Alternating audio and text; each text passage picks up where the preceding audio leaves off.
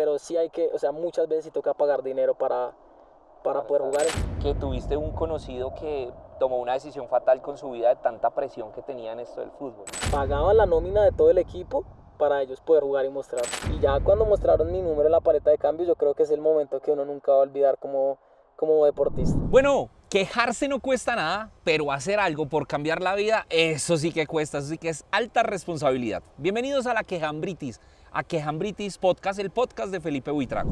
Quejarse no cuesta nada.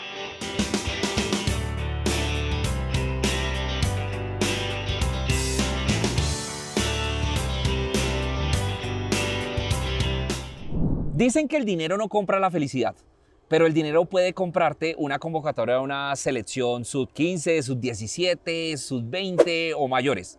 El dinero puede comprar que tú debutes en el fútbol profesional colombiano. Y no solo el dinero, también incluso las influencias. Y es que, mi querido Mr. Horst, bienvenido a este espacio hoy. Hoy, ¿de qué te quieres quejar? Hola Felipe, ¿cómo estás? Hoy quisiera quejarme de la mafia del fútbol colombiano. ¡Buah! Titularzazo. Muy bien lo has puesto. La mafia del fútbol profesional colombiano. ¿Crees que hoy en día la mafia está dañando el fútbol como lo tenemos en Colombia o en Latinoamérica? Creería que es el problema. Sí, yo creería que, como se dice, el dinero sucio del fútbol, donde no se prioriza el talento del jugador, sino que se busca muchas veces, por poner un dinero, se busca más un jugador fuerte, un jugador grande, y lastimosamente los técnicos escogen esos jugadores por encima del talento. Bueno, a mí me gustaría que nos comenzaras a contar acerca de tu proceso con el fútbol.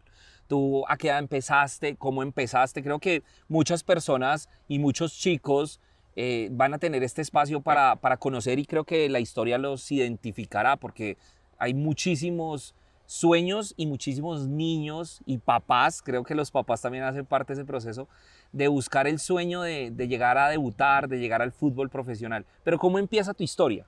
Yo empiezo desde los 7 años jugando fútbol en escuelas, una escuela de barrio más que todo. Y mi papá, por ese amor al fútbol, por esa pasión, me empieza a decir que, pues, que le gusta, que me ve futuro desde chiquito, que ve que pateo el balón duro. Y me dice que siga con eso, y me empieza a apoyar, me empieza a comprar mis guayos. Y entonces ahí es donde a mí me empieza a gustar más y empiezo a buscar equipos, hasta que encuentro una oportunidad en un equipo que tuvo una filial aquí en Colombia que se llama...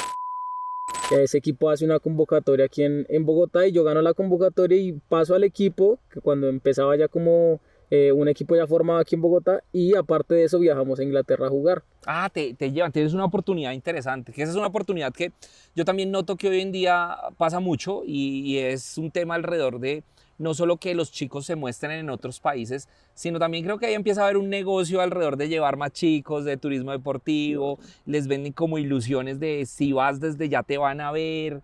Y bueno, tú vas en ese momento, vas porque te ganas la oportunidad por tu talento.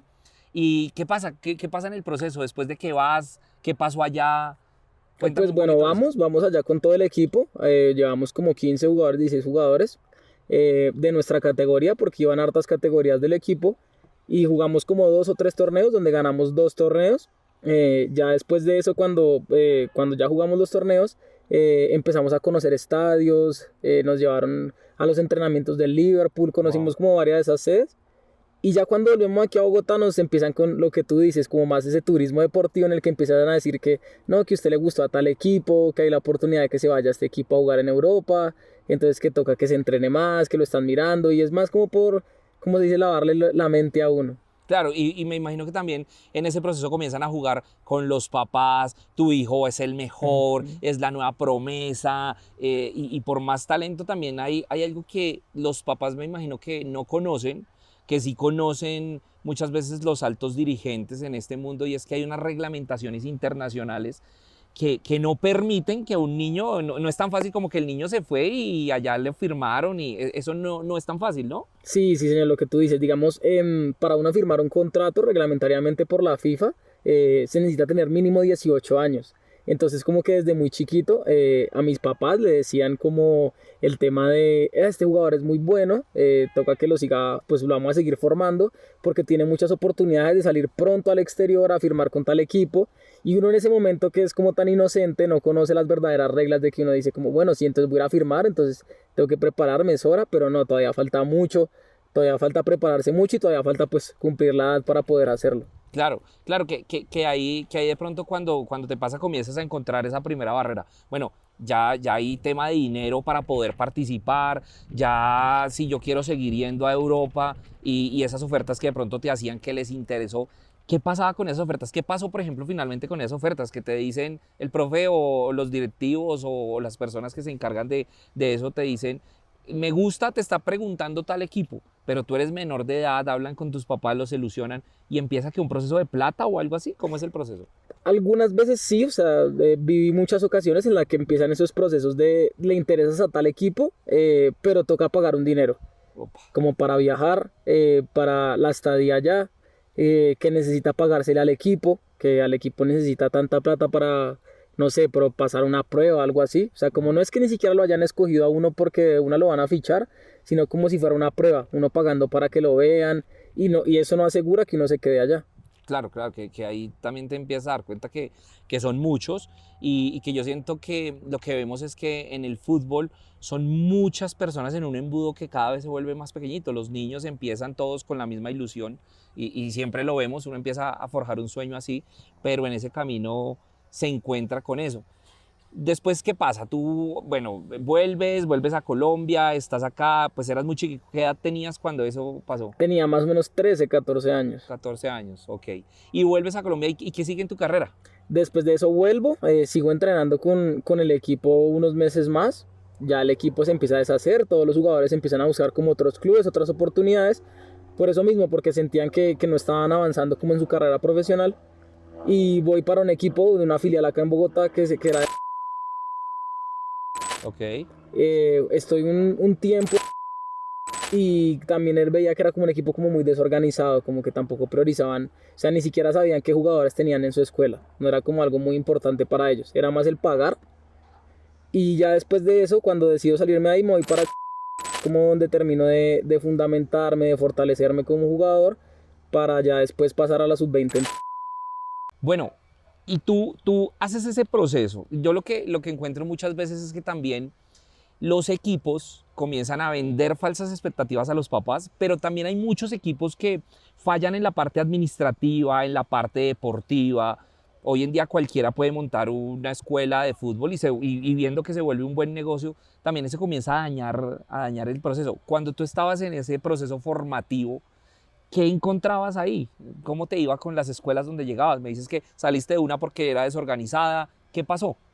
Pues digamos que a nivel futbolístico siento que me iba bien casi siempre, como que siempre rendía, pero como que no, yo empezaba a desilusionarme por el hecho de que no encontraba como un futuro.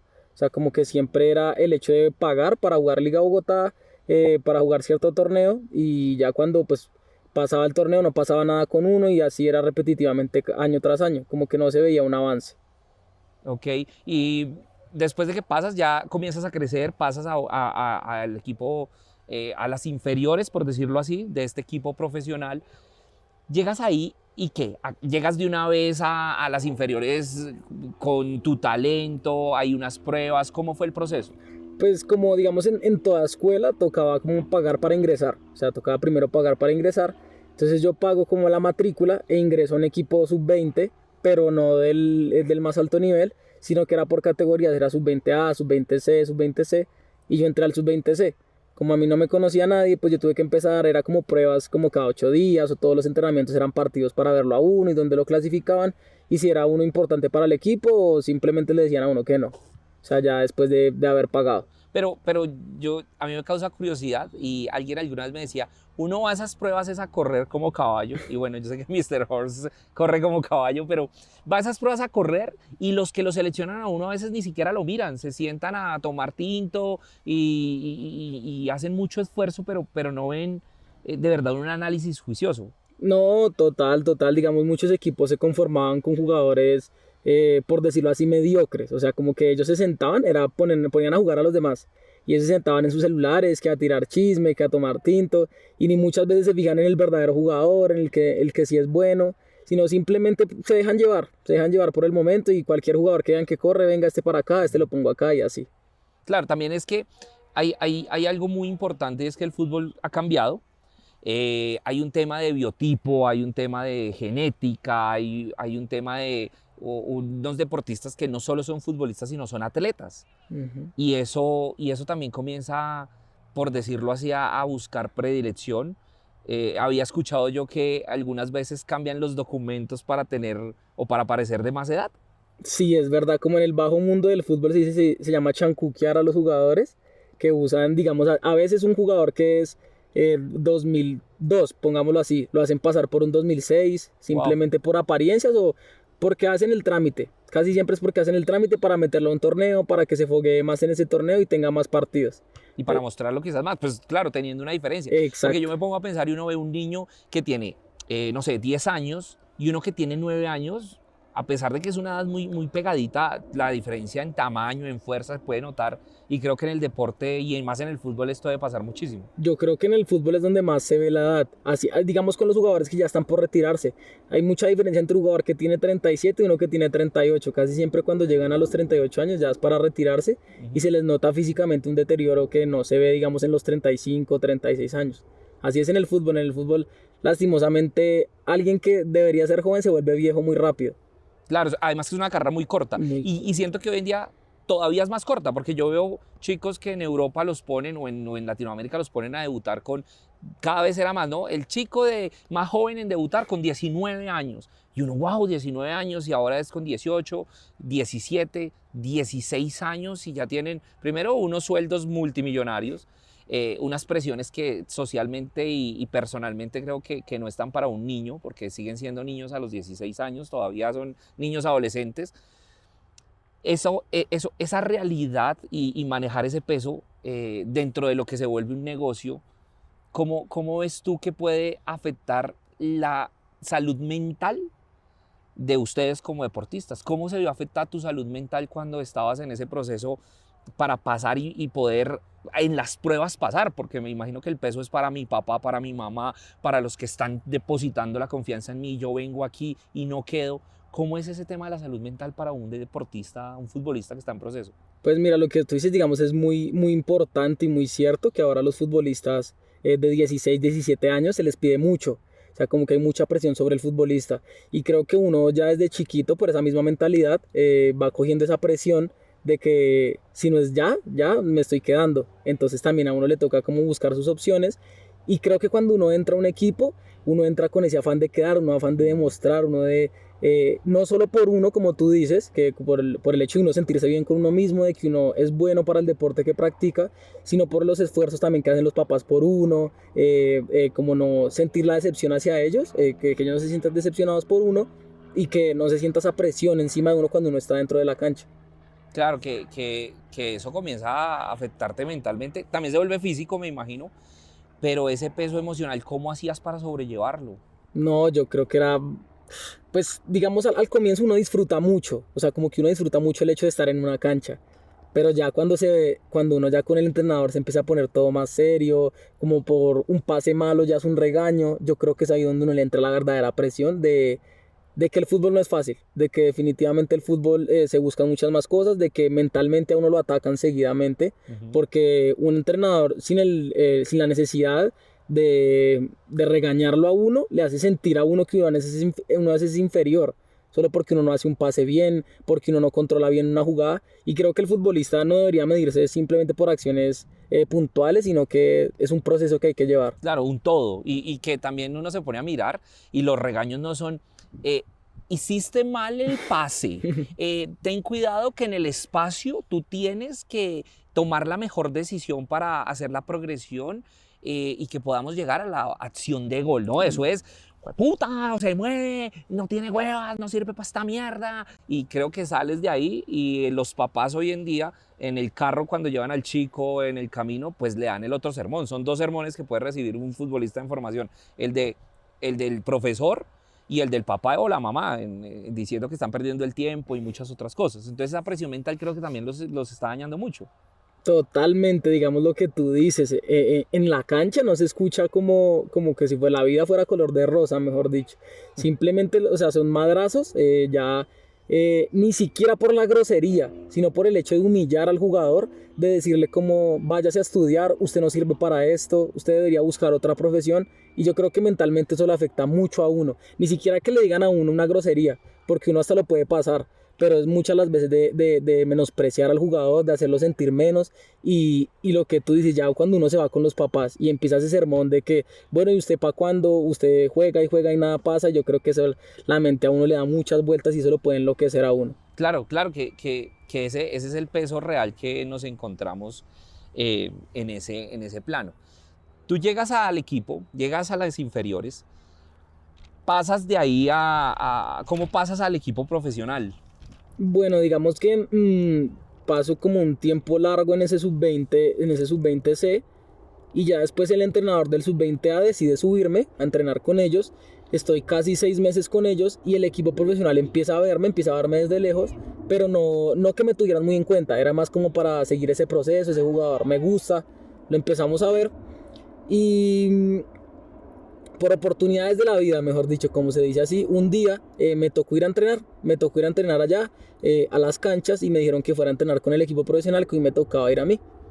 Entonces ahí llega mi oportunidad, llego yo a entrenar y gracias a Dios me va muy bien y es donde se me da la oportunidad.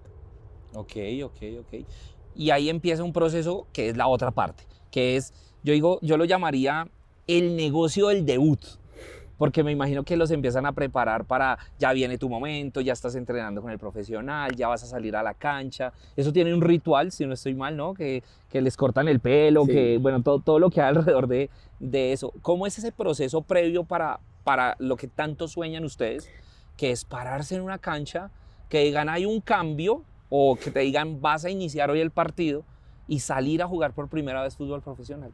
Digamos que conmigo fue muy rápido porque no lo esperaba. O sea, me tocó subir a entrenar.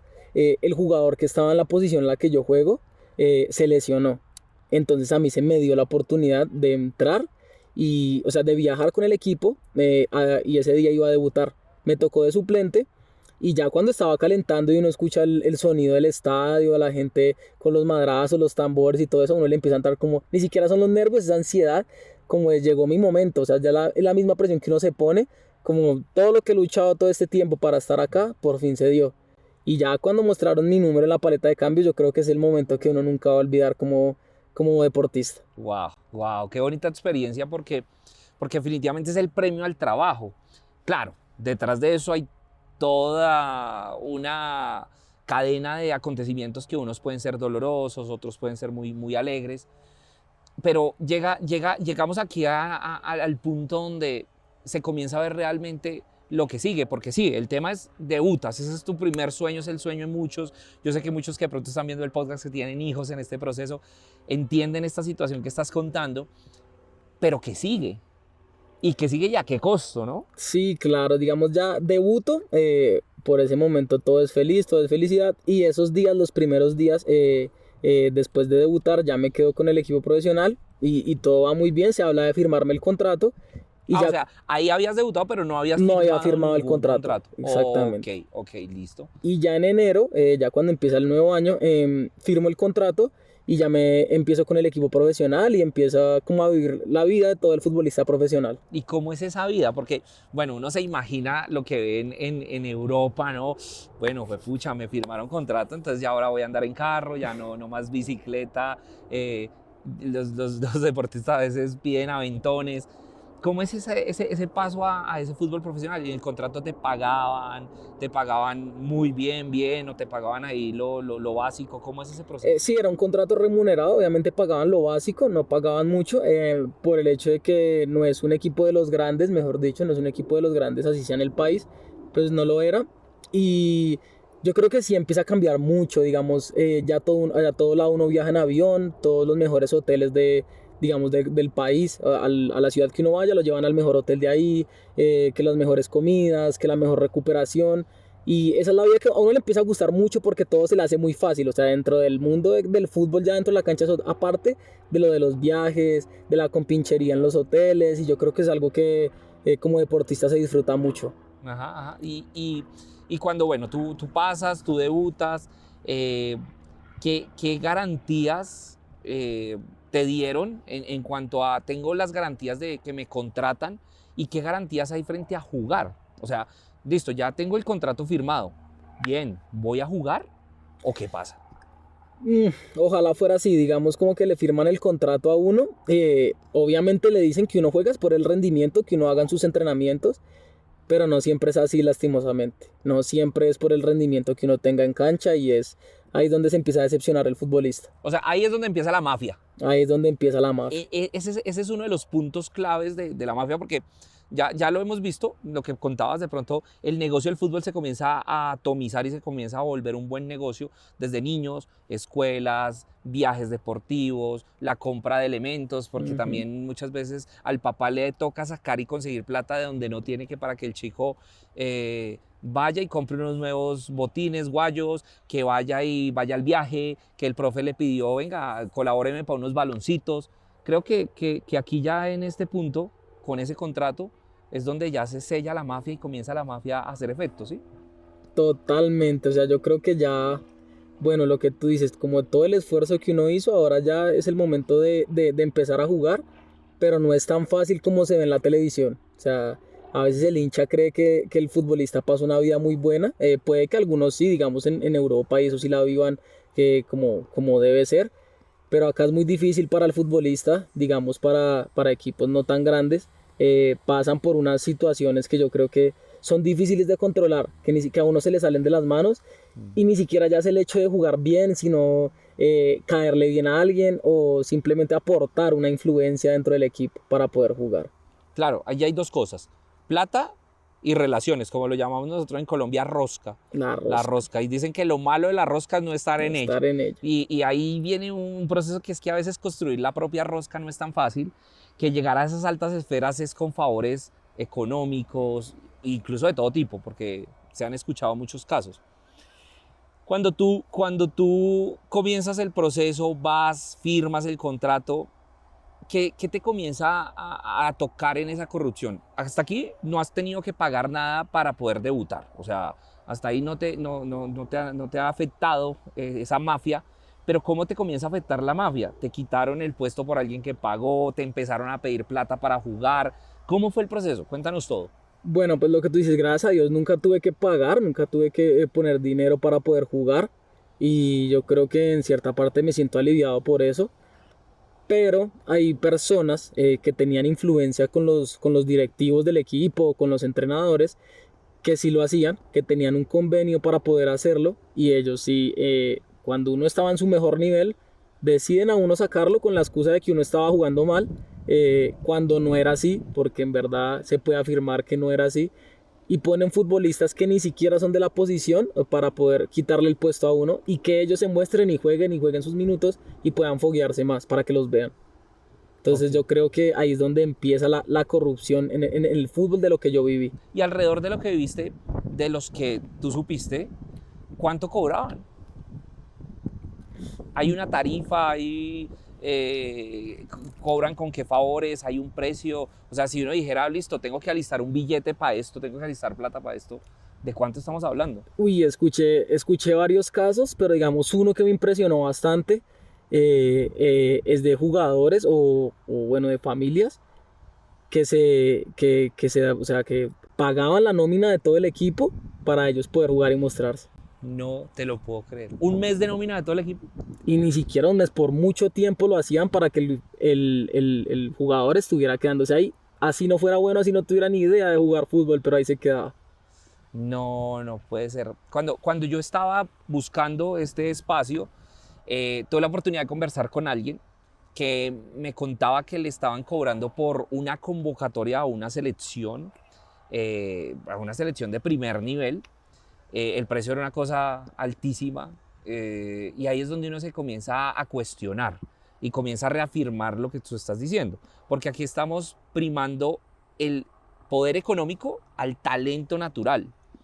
Y que pues alguien me decía, no, pues es que pagando, pues hay que pagar una universidad, hay que pagar, pero si es un deporte que prima el talento, ¿por qué debe verse afectado por corrupción el hecho de pagues para que estés y sácame al bueno.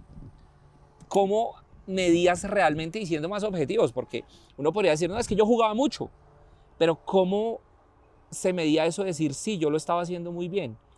¿Alguna vez saliste jugador del partido? ¿La prensa te dijo algo? ¿O en qué criterios se valora eso? Claro, obviamente pues, uno por lo que siente como jugador, por lo que le dicen las personas cercanas a uno, pero sí, varias veces en televisión salía como figura del partido y varias veces fueron 5 o 6 veces en las que salía figura del partido y eso no era suficiente para seguir, digamos, de titular el próximo partido, sino que siempre había como un obstáculo, que esta vez no puede, que es que usted no es tan grande para este partido, que no tiene tanta fuerza para afrontar este partido.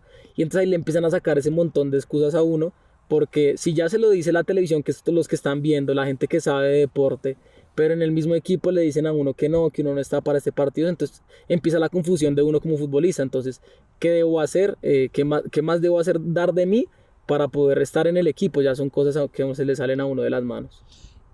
¿Y tú sentiste en ese momento, después de que, por ejemplo, con los amigos que viste, que debutaron, que pagaron, sentiste que de verdad les dieron la oportunidad o fue solo un trámite? Es que, digamos, lo del dinero se maneja muy secreto en el fútbol. No es algo que todos como el equipo sepamos. Si un jugador paga para jugar, no es que todos lo sepamos. Es algún chisme que se corre entre camerino, como se dice. Sí. Pero es algo que se maneja muy secreto. No sé cuántas veces habrán pagado y habrán jugado por pagar o simplemente por una compinchería entre directivos, entre representantes. Entonces es algo que no tengo muy claro. Claro, claro, que pasa y te relegan, o si tú pagas también me imagino que vendrán los reclamos de, oiga, venga, yo estoy pagando la nómina al equipo, solo me Ujú. lo dejaste jugar 10 minutos, la familia de pronto a veces haciendo esfuerzos sobrehumanos o a veces simplemente porque tienen el poder económico lo hacen. Pero tú en el momento que te enfrentaste a esto, cuéntame, ¿te tocó o tú llegaste a enfrentar a los directivos, al profesor, no sé, a la autoridad? ¿Llegaste a decirle, venga, ¿por qué pasa esto? O sea, ¿yo Mm, por qué estoy sentado? Si yo jugué bien, ¿sí? Sí, más por mí sí, digamos, por mi nivel y eso sí lo hice como 2 o 3 veces, donde yo no era el único que le decía, sino muchos futbolistas del equipo, que eran amigos míos, le decían, o sea, que se supone que eran de los capitanes del equipo, le decían al entrenador o al mismísimo directivo del club, como, este jugador está bien, ¿por qué no lo pone? Este jugador está en buen rendimiento, el equipo no está funcionando, ¿por qué no pone a este jugador que de pronto nos puede dar una mano? Y muchas veces ni siquiera le respondían o le sacaban una excusa distinta, como no, es que no está en tan buen nivel, o tengo que poner a jugar a este que se está jugando bien. Y era como que lo veíamos muchos, pero no los que yo necesitaba que lo vieran. Claro. Claro, no el que te podía seleccionar o el que Ujú. podía tomar la decisión. ¿Crees tú que hay jugadores profesionales que no llegan, se quedan muchos en el camino? Eso es una realidad. Hay jugadores que se quedan en el camino porque no tienen dinero. Pero ¿crees tú que hoy en día en Colombia o en Latinoamérica prima el talento o el dinero y las conexiones, la rosca, como lo llaman? Esa pregunta es muy buena, porque se ha dado, yo creo que se ha dado, que muchas veces el talento ha primado por encima del dinero, porque hay gente demasiado buena para el fútbol que simplemente nace con el don y juega porque ya es demasiado bueno, pero también muchísimas veces yo creería que un 40-60% el dinero es más importante. Yo creería que el dinero es más importante. Sí, o sea, excluyendo a la gente que es muy talentosa, porque sí los hay, obviamente los hay, los conozco, pero sí hay que, o sea, muchas veces sí toca pagar dinero para Para poder estar. jugar, entonces yo creería que sí primaría más la plata. Hay otra cosa, y es que el sueño del fútbol muchas veces ni siquiera es de los chicos que están jugando al fútbol. Tú lo decías al principio, porque no quiero quedarle mal a mi papá, a mi mamá, o la única alternativa, que es lo que dicen y lo que escucho yo, es los que juegan o vienen de las costas, del Pacífico, de las zonas muy pobres, son los que más tienen ganas y hambre de jugar. El jugador del interior pues tiene plan B, el jugador de la ciudad tiene opciones, el jugador tiene la posibilidad de tener un plan B. Entonces prima el chico que es de pobreza extrema, y el sueño es sacar a la gente de pobre. El fútbol se convirtió en el sueño de los papás, no de los hijos. Totalmente, eso sí, eso es algo como que lo viví muchas veces, compartí con muchos jugadores que venían desde como de ciudades, de ciudades pequeñas, donde su única opción era jugar fútbol. No tenían más opciones porque no podían ni estudiar, ni podían conseguir trabajo y sus padres no eran de muchos recursos. Entonces como que le ponían esa presión y él también se metía esa presión de que la única opción es ser futbolista.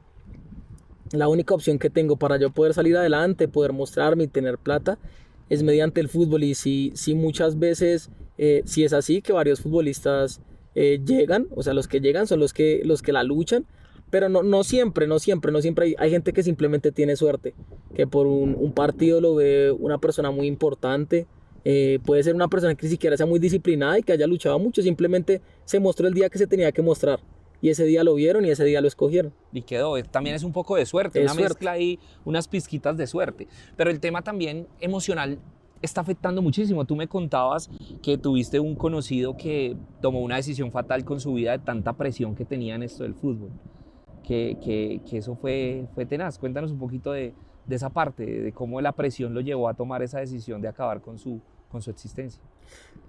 Yo creería que, uy, pues es que son cosas muy difíciles. O sea, ya son cosas que se manejan más adentro del camerino, pero, o sea, es una situación muy dura para el jugador que lo acompaña. Digamos, muchas veces estábamos con el jugador apoyándole y sabíamos que era, pues como era su única opción, aparte de ser su única opción, no tenía más.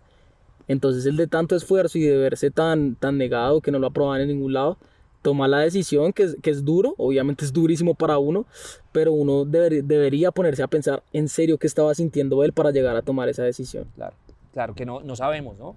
Aquí no sabemos nosotros qué es lo que pasa por la cabeza de muchas personas y a veces ni siquiera nos damos cuenta que de pronto las personas que en los focos de corrupción pagan o pasan por encima de otras están llevando vidas, porque al final de cuentas los están afectando en una oportunidad, quitándoles esa o privándolos de la justicia de poder llegar a cumplir su sueño, cuando a veces se vuelven caprichos, porque también no nos digamos mentiras, hay veces que es el capricho del papá o de la mamá o de la familia y eso le está quitando oportunidades a otros. Más que no tiene la posibilidad también de competir, porque hay otra verdad, si el talento no te da, pues tú no puedes competir y no puedes llegar a las altas esferas o a la élite, como lo llaman ustedes, a la élite del fútbol. Y ahí se encuentra uno con ese proceso. Mr. Horst, muy interesante la conversación, muy bacano poder conocer un poquito más en profundidad esto. Después de que tú te comienzas a ver de frente con que no te pongan a jugar, con que ya habías firmado contrato, pero que solo vayas a entrenar, ese peso, ¿qué pasa contigo? O sea, ¿qué empieza a pasar contigo en tu cabeza? Comienzas a mirar oportunidades. ¿Qué pasó ahí? Yo creo que por mi parte entró una depresión total, anímicamente yo no estaba, fue el año más duro para mí, yo creería, porque es el sueño de uno es ser futbolista y si uno ha luchado para estar ahí y ya cuando tiene la oportunidad y siente que es el momento, pues que alguien simplemente le diga que no y le quite eso, yo creo que eso es muy duro para uno. Era el entrenamiento a la casa, encerrarme en el cuarto, a no querer hablar con nadie y a decir cuándo será el momento, a llegar al otro día al entrenamiento a darlo todo y no pasaba nada, entonces ya uno empieza a buscar otras oportunidades como, ¿será que me toca estudiar? Porque a veces uno lo hace hasta por obligación, por el Claro. hecho de no quedarse haciendo nada, mejor dicho. O sigo en el fútbol, busco otro equipo, le digo a alguien que me represente, ¿qué hago? Y uno no sabe qué hacer. Claro, y comienza con medidas desesperadas. Y más en vista que no juegas, pues igual te pagan, pero yo siento que en este deporte el dinero es, si bien mueve, como que no es la esencia para No. ustedes los que practican el fútbol, ¿no? O sea, es jugar, es estar en la cancha. El futbolista siempre quiere jugar, siempre el futbolista quiere estar en cancha y sí, puede que hayan jugadores que ganan muchísimo dinero simplemente por estar sentados en la banca, pero también se ha visto que muchos futbolistas se ponen bravos por el hecho de estar sentados y al futbolista no le gusta eso, al futbolista le gusta mostrarse, le gusta dar espectáculo y le gusta estar en cancha. Tal cual, y eso es interesante. Y cuando le cortan, no solo le cortan la cabeza, le cortan las piernas. Te están cortando las piernas para no poder mostrar un talento que la vida te dio. Y eso es lo que se vuelve muy doloroso, se vuelve demasiado doloroso en Totalmente. ese proceso. Cuando no puedes, no tienes cómo.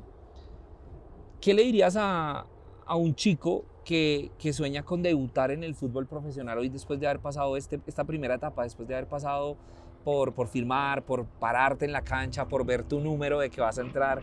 ¿Qué le dirías a un chico que tiene ese mismo sueño? Yo le diría que se prepare, o sea, que aparte de prepararse físicamente para estar a tope el día que le toque, que se prepare mucho mentalmente, porque el fútbol no es tan fácil como lo pintan, porque es un deporte muy bonito, es el deporte que mueve las multitudes, pero ya cuando tú lo vives desde dentro, desde cerca, no es tan fácil. Te toca pasar por situaciones muy duras, que por ese mismo proceso al que tú has pasado para prepararte, te toca estar listo para el momento en el que te digan que no, o en el momento que te toque buscar otra oportunidad de la cual ya estabas aferrado. Claro, porque ahí vienes con algo. Era la oportunidad a la que yo ya estaba aferrado. Era la oportunidad de mi vida, pero no me pusieron a jugar. Y tenías un contrato, pero el contrato me imagino que era un tiempo. ¿Qué pasó? ¿Se acabó? ¿Te sacaron? Sí, ¿Qué, el qué ocurrió? contrato era de un año. El contrato, a mitad de año hay una charla para ver si se continúa con el contrato. Y ya cuando se acabó, o sea, se acabó el tiempo, se acabó el año, me acabaron el contrato. Y por esa misma depresión, no sé si por no estar preparado mentalmente o por tantas cosas que me pasaron, decido como tomo la decisión de retirarme. Ok, ok. Y ahí comienzas, ¿y qué? ¿Y qué quedas? O sea, te habías preparado durante años, desde los 7 años hasta los, ¿qué? 19 años, 20 años, o sea, 12 años de formación, 14 años de formación, tirados a la basura, por decirlo así, que me imagino que es el principal fracaso que uno se hace en la cabeza. Eso es lo más duro, que sí uno diría que tirados a la basura. Uno es lo primero que piensa y la verdad sí es así, porque como tú dices, tanto tiempo de preparación, de esfuerzo, del esfuerzo económico de los padres que lo acompañan a uno, de los que tenemos la posibilidad de que nos acompañen en eso, simplemente eso se tira a la basura porque no sirvió para nada. Sí, tuve la experiencia y es muy bonito vivirlo, pero si no sigo ahí, lo más difícil es mantenerse. Entonces ya cuando uno no se mantiene, ya entras a, como lo que te dije, esa depresión y ya no toma la decisión de retirarse y todo se va a la basura, todo se queda atrás. Todo Ya se queda nadie se atrás. acuerda de uno. Pero después de que, bueno, ¿cómo es tu proceso ya cuando te empezaron a pedir plata para poder jugar? Porque me decías, listo, yo llegué, subí, pero no logré tener mi lugar, preferían a otros, pagaban a otros, sabía de otros que pagaban para estar, los ponían así no fuera mi posición ni mi habilidad. ¿Qué pasó después? O sea, tú ya dices, no, ya acabó el fútbol, o comienzas a tocar puertas, me dices que fuiste a dos países distintos porque te llevan para contratos, pero ¿qué pasa ahí No, cuando yo, te yo empiezan me a pedir retiro, plata? yo del fútbol me retiro completamente, pero ya como a mitad de ese año en el que estoy en el retiro me llega como esa voz otra vez, como, ¿será que lo vuelvo a intentar? Como uno ve fútbol y uno le gusta, entonces me contactan, una persona me contacta, como un representante me contacta para llevarme a 2 países de Sudamérica, donde voy, hago las pruebas, pero lastimosamente el factor dinero ahí estuvo, ya había pasado, había quedado, y ya cuando era la firma del contrato, aparte de que pedían dinero, que era bastante dinero, decían o sea, que no pagaban por jugar, que no era un contrato Wow. remunerado. Pero bastante dinero es cuánto. Pues para los que quieran ir preparando la chequera, no, mentira, para ir ahorrando desde ya. ¿Cuánto más o menos? ¿Cuál era la cantidad? ¿Te pedían más en un equipo, en otro? ¿Cuánto Entre, te pidieron? entre 40.000, $60.000 más o Wow, menos, el precio. 40.000 a 60.000 dólares para firmar, pero no te garantizan que vayas a jugar, ¿no? Exactamente. Wow, claro, por eso es tan buen negocio. Claro, Por eso es la más mafia que es... todo para firmar, pero no te dicen a uno o sea, que firmas, pagas y te dejan borrado. Es algo de lo que uno no tiene certeza. Entonces el que paga el dinero tiene que estar dispuesto a lo que sea, a lo que venga. Durísimo este tema y durísimo poderlo entender. ¿Cómo crees tú que después de toda esta experiencia que nos cuentan y los que están conectados, me gustaría también leerlos en los comentarios, ¿cómo creen o cómo crees tú y cómo creen todos los oyentes que se puede acabar con esto? O sea, ¿cómo podríamos, ni siquiera acabarlo, cómo podríamos mejorar el sistema y hacer menos corrupto el fútbol, el proceso? ¿Cuáles serían las mejores formas? Yo creería que primero poner a las personas indicadas en los equipos, personas que sepan de fútbol, que sepan mirar a un futbolista que es talentoso y que no simplemente lo pongan ahí por tener influencias. O sea, que es una persona que en serio sepa del deporte y que sepa mirar cuando un jugador es bueno. Bueno, también creo que hoy en día va a cambiar el fútbol. Y pienso, esto es una opinión muy mía, yo pienso que el fútbol va a cambiar porque hoy en día ya tenemos más formas de medir cosas que antes no se medían. Siento que antes el futbolista profesional, el que se sacaba a 5 en fila y salía de parranda, ese era el mejor y ese era el que triunfaba. Pero hoy en día miden, tengo entendido, y tú me contabas un poco que hay tecnologías que miden dónde se para el jugador, hacia dónde mira, cómo se mueve, y eso en Europa lo ven mucho. Entonces, ya tendríamos que empezar a pensar que hay una brecha grande entre el fútbol en Latinoamérica y en Europa. Claro, ahí está totalmente como el desarrollo que ya tiene el fútbol europeo, como esa diferencia de pensamiento, donde ya se empieza a medir un jugador más por lo que hace en cancha, por los pases que hace, por cuánto corre, por las veces que pide el balón, por cuántas veces se gira para este lado y cuántas veces le aporta al equipo. Entonces yo creo que ahí está, o sea, la diferencia es total, cuando en el fútbol de Europa se mide a un futbolista por eso y acá se mide por la estatura, yo creo que así es completamente imposible. Claro, es un factor de medición diferente, porque no es lo mismo cuando tú con datos puedes mostrar el rendimiento de un deportista a cuando tú simplemente porque lo viste y te pareció y te gustó o creías que ese era, lo traes y lo pones.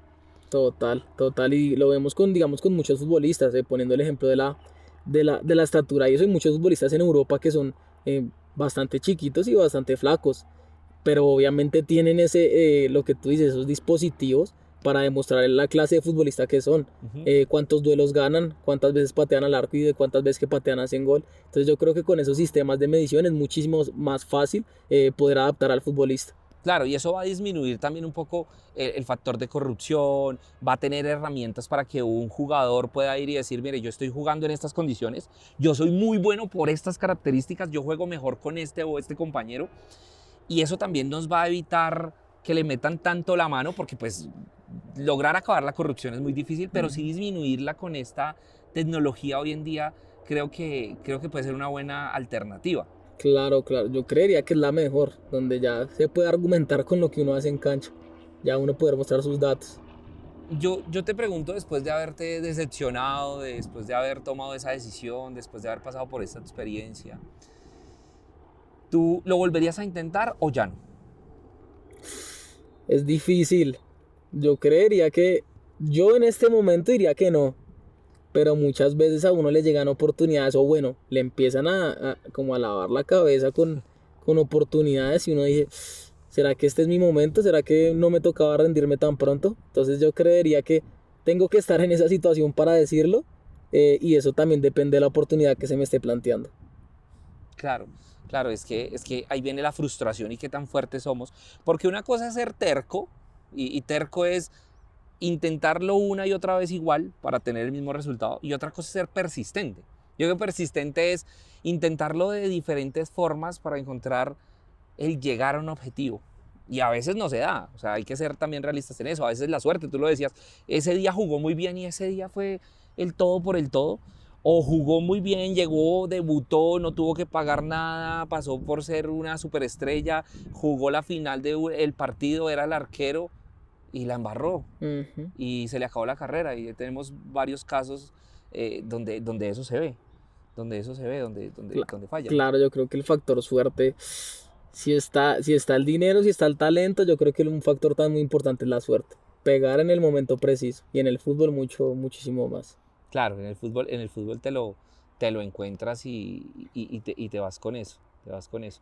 ¿Crees tú que se tiene preferencia por algunos jugadores de unas regiones con relación a otros jugadores de otras regiones en el fútbol, en Colombia específicamente o en Latinoamérica? Sí, sí, pues no sé si de tal una religión específico, pero sí muchas veces se cree que por traer el futbolista desde afuera es el que más va a rendir.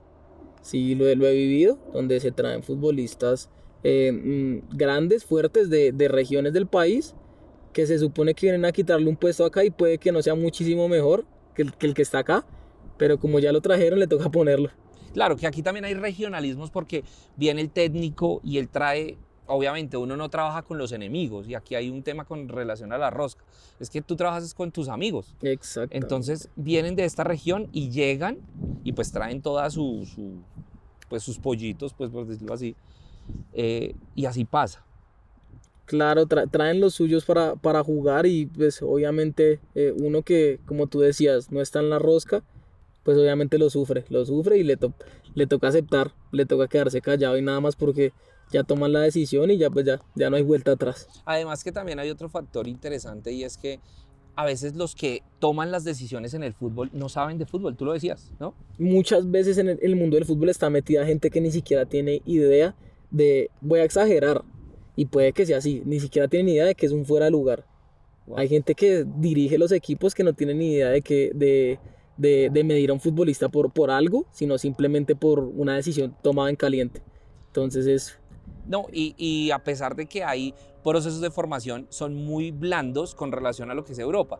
Tengo entendido que en Europa cuando un técnico se va a formar, hace unos estudios y tiene que tener unos estudios previos y tiene que ser evaluado, pero aquí en Colombia es muy fácil montar una escuela de fútbol y certificarse para ser profesor de fútbol, técnico de fútbol, asistente o demás, ¿no? Acá hacen un proceso, sí, un proceso muchísimo más corto, como más fácil de lo que se hace en Europa para poder ya decirle a una persona sí, una persona que es técnico de fútbol, acá se consigue mucho más fácil lo que se dice como el título y en 6 meses una persona ya puede estar dirigiendo.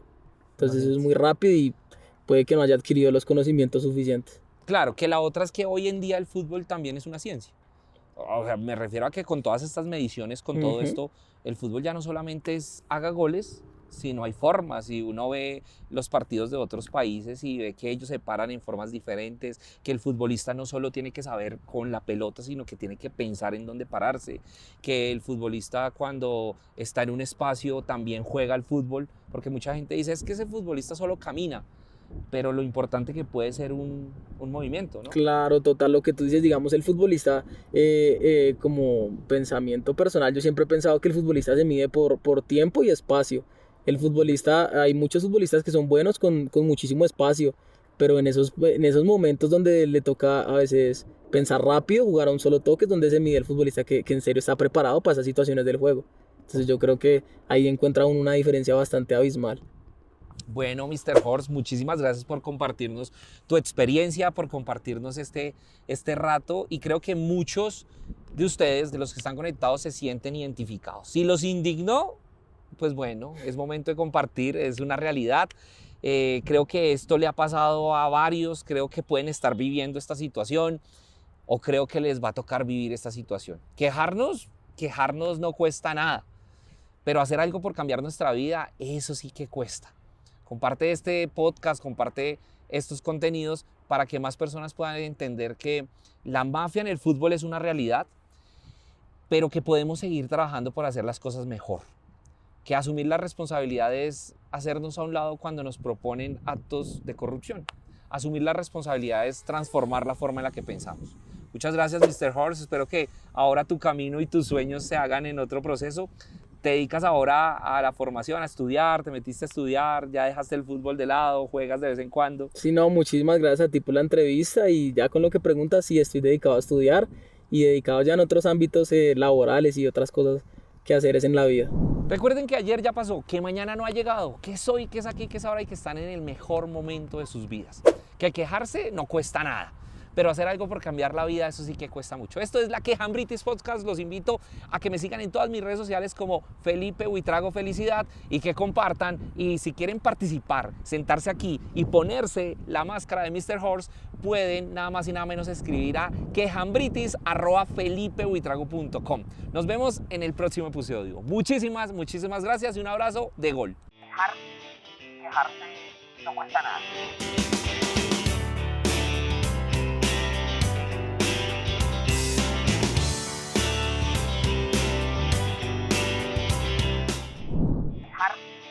Quejarse no cuesta nada.